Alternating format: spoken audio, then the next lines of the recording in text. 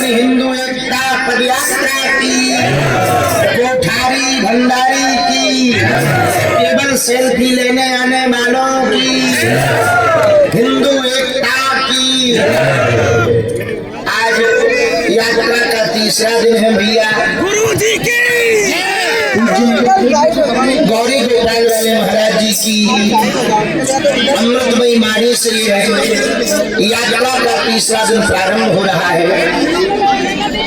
सायंकाल तक अनेक महापुरुषों का आशीर्वाद हम लोगों को मिलेगा। जो जो आगे बढ़ रहे हैं त्यों त्यों ब्रज की खुशबू नजदीक आ रही है। कल की यात्रा में खेल का भी मेल हुआ, राजपीठ के भी बहुत लोग पहुंचे और समस्त सनातनी भी पहुंचे। कल फरीदाबाद के इस ग्राउंड में ऐसा लग रहा था मानो पूरा हिंदू समाज इकट्ठा हो गया। जहाँ देखो वहाँ केवल सनातनी दिखाई पड़ रहा था, तनातनियों का तो कल पता ही नहीं लगा। और फरीदाबाद तो धार्मिक नगरी है, हिंदुओं की एकता की नगरी है। फरीदाबाद ऐसा है जो बाबर वाले पक्षधर के बीच में भी रह करके रघुवर का झंडा गाड़े हुए है। हमको फरीदाबाद आकर बहुत आनंद आया।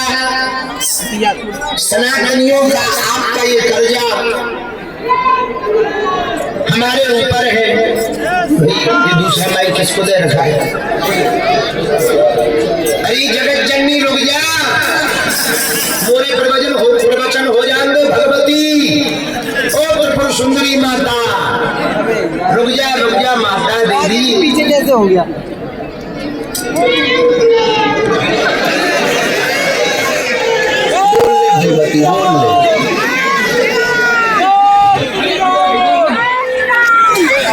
शादी बल्लभगढ़ दशहरा मैदान में है।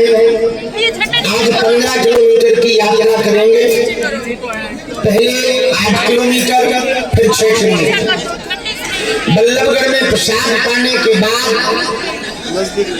सायंकाल रात्रि विश्राम सीकरी में होगा। ऐसे ऐसे पदयात्री चल रहे हैं भैया, क्या बताएं, बड़ी सुविधा है। और आप लोगों के अंदर जोश उत्साह देखकर हम सब संतों को लग रहा कि हिंदू जग रहा है। एकमात्र उद्देश्य है हिंदू एक हो जाए। कल की पदयात्रा जो सीकरी से प्रारंभ होगी, कल की पूरी पदयात्रा दशधारी की सिखों के 9वें गुरु तेग बहादुर जी की शहादत के लिए समर्पित की जाएगी। सिख परंपरा में जिन गुरुओं ने शहादत दी है उनका 350वां साला चल रहा है। इसलिए कल 10 तारीख यात्रा संपूर्ण सिख समाज के गुरुओं की शहादत के लिए समर्पित की जाए। फिर एक दिन की पदयात्रा देश के जवानों के लिए समर्पित की जाए। आज जो भी हमारी बात को टीवी चैनल के माध्यम से, बागेश्वर धाम चैनल के माध्यम से या ANI पर सुन रहे हैं, कान खोलकर सुनो। जो सनातन हिंदू एकता पदयात्रा चल रही, हिंदू मात्र एक परंपरा नहीं, इस देश की रीढ़ की हड्डी है। हिंदू रहेगा तो ही हिंदुस्तान रहेगा।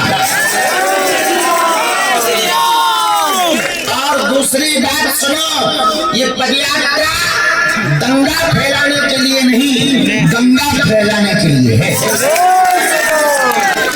तीसरी बात सुनो, इस पदयात्रा का उद्देश्य केवल धर्म से बढ़कर कुछ नहीं होता है। जब पाकिस्तान इस्लामिक हो सकता है तो हिंदुस्तान हिंदू राष्ट्र भी हो सकता है।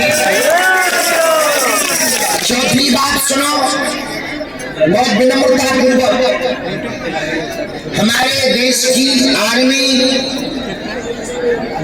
जो भी ज्वाइन करते हैं युवान, वो वेतन के लिए आर्मी ज्वाइन नहीं करते, वतन के लिए करते।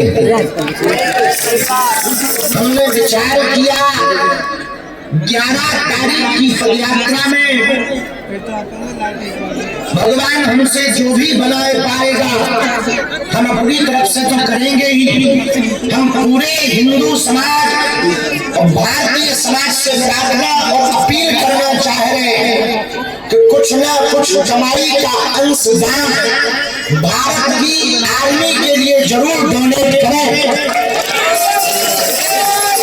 ताकि सेना का बल बढ़े, सेना की ताकत बढ़े, सेना के पास हथियार बढ़े, ताकि विरोधी विदेशी ताकतों को सेना मुंह पे जवाब दे पाए। और 5वीं बात, हमारे बड़े ही प्रिय, बड़े ही आत्मीय, जिनके कारण अन्नपूर्णा की सेवा इस पदयात्रा में चल रही है, उन्होंने बहुत अच्छा संकल्प लिया एक गुरुकुलम की व्यवस्था का। सुनो, मस्जिदों के साथ मदरसे यदि हो सकते, चर्च के साथ कॉन्वेंट स्कूल हो सकते, तो यदि मंदिरों के साथ गुरुकुलम हो जाए तो देश बदल जाएगा। उसकी पहल संस्कार से संपन्न एक गुरुकुलम की स्थापना के लिए पूज्य श्री आचार्य अनुरुद्धाचार्य जी महाराज जी ने जो भव्य दिव्य संकल्प गुरुकुलम के लिए लिया है, जोरदार ताली बजा करके साधुवाद दो, धन्यवाद दो। जिनसे जो बन सके तो जरूर सेवा करो, क्योंकि भैया ऐसे ही कार्य की प्रणाली से ही आने वाली भावी पीढ़ी सनातनी बन पाएगी। और एक बात और सुनो, हमको सनातनी तो चाहिए पर कट्टर चाहिए। कट्टर का मतलब मारने काटने वाला नहीं, कट्टर का मतलब डरपोक ना हो गए तो तुम्हारे सामने विरोधी आ जाओ तुम डरा जाओ, कोई तुम्हारा विरोध करे तुम घर से ना निकलो। आजकल सनातनियों के अंदर इतना डरपोक पड़ा आ गया, कहीं लफड़ा हो गए, अरे मत जा, काय को जाए, अपन काय को मरे। अरे भाई, अपना देश है, अपनी संस्कृति है, अपना सनातन है। जब हमारे देश को आजाद कराने के लिए हमारे भगत सिंह जी ने फांसी के फंदे को चूम लिया, तो हम अपने सनातन को बचाने के लिए सड़कों पर क्यों नहीं उतर सकते? फरीदाबाद में करके दिखाया, पूरा फरीदाबाद कल सड़कों पर था। भैया देश के कोने कोने से पदयात्रा आए, पश्चिम बंगाल से आए। हम जब कल रास्ते में बैठे थे, हमारे साथ एक बहुत अच्छे हमारे प्रिय भारत के लिए जो खेलते रहे शिखर धवन जी बैठे थे, क्रिकेटर है वो। उसी समय एक माता जी आई दफ्ती लेकर। हमने पूछा कहाँ से हो? बोले हम कश्मीरी पंडित हैं। तो हमने कहा ये दफ्ती में क्या है? बोले गुरुजी ये उस समय की फोटो है जब हमारी अवस्था 9 साल की थी, हमारा मकान जला दिया था, हमारे पिता की गरेबान गर्दन पकड़ करके कहा था कि बच्चियों को छोड़ दो और भाग जाओ। और उनकी आंखों में हमने आंसू देखे। तो हमने कहा आप इस पदयात्रा में क्यों नहीं हो?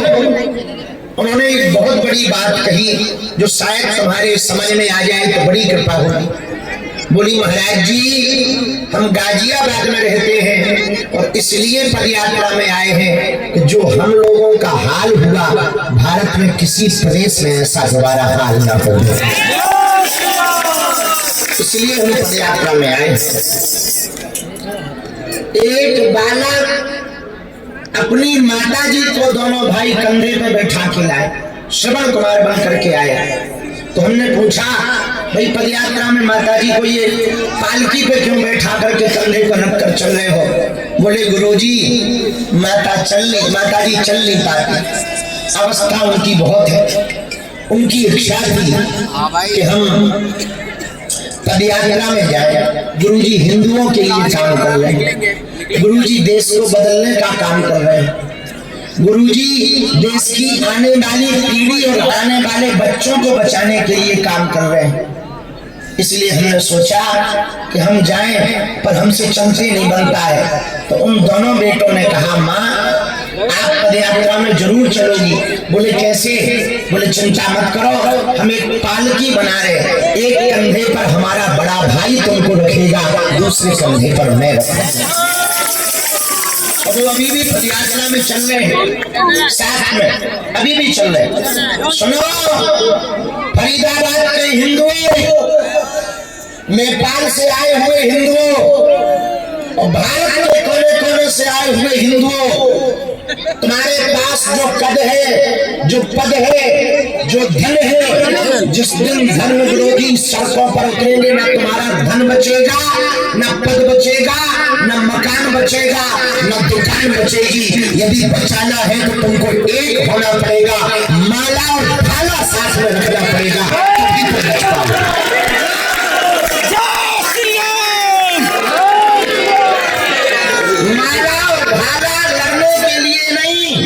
माला संस्कृति को बचाने के लिए, भाला अपनी आत्मरक्षा के लिए। मधुमक्खी कमजोर जरूर होती है, पर इकट्ठी हो जाए तो अच्छे अच्छे लोगों को हाथी पांव करवा देती है। समझ गए? बात समझ आई? एक कौवा या एक चील किसी का बाल बांका नहीं कर सकते, पर दो चार जुड़ जाते हैं तो बड़े बड़े हाथी के पेट को खोखला कर देते हैं। जी बोलो है या ना? जोर से बोलो। एक बूंद पानी से कुछ भी नहीं हो सकता, पर जब लाखों बूंदें बारिश बन करके बरसती हैं तो बड़ी बड़ी नदियों में तूफान आ जाता, उफान आ जाता है और पूरा गांव का गांव डूब जाता है। उसी प्रकार एक एक हिंदू जिस दिन दम छोड़कर सड़कों पर निकलेगा हिंदू एकता के लिए, उस दिन भारत तो क्या पाकिस्तान भी हिंदू राष्ट्र हो जाएगा।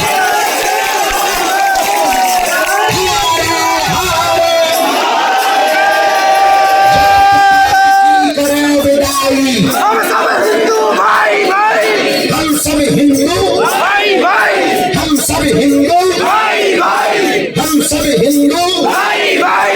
जागो रे हिंदू, जाग जाओ, एक हो जाओ, वरना पछताना पड़ेगा। कौन कौन हिंदू एकता चाहता है? अरे जोर से बोलो।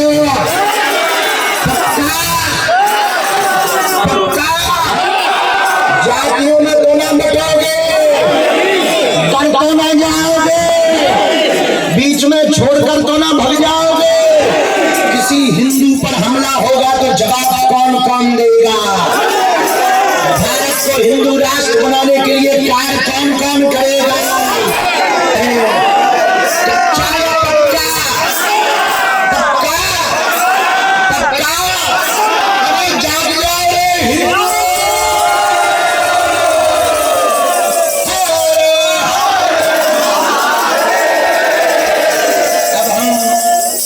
बैठो।